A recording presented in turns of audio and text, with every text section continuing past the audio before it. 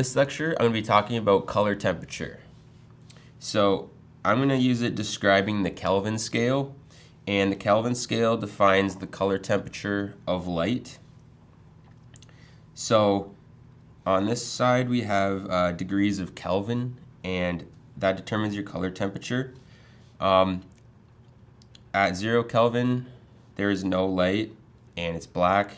At the top is your hottest light sources, and upwards of here would be like the hottest burning stars in the universe, and this is the Kelvin it would be producing, and it would be producing a cooler type of light into the blues and purple spectrum.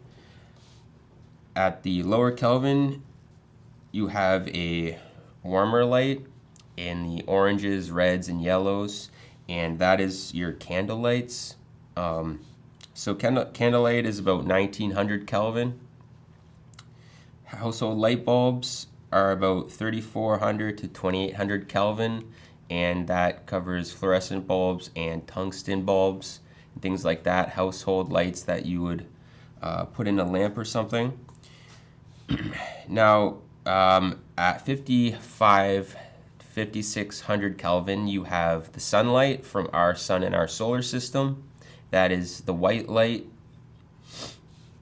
and average daylight is about 6500 Kelvin, so you're getting a slightly more blue light.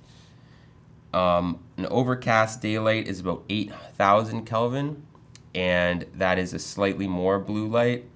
And a blue sky with no direct sunlight is about 11,000 to 13,000 Kelvin, and that's even more blue. So the further away you get from a noonday sunlight, direct sunlight, the more blue and the more cooler your color temperature is.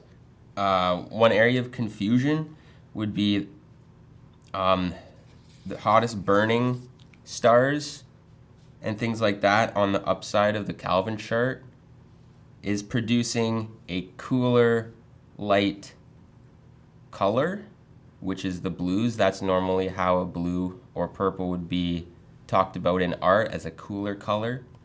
But that comes from the hottest light source and the highest Kelvin.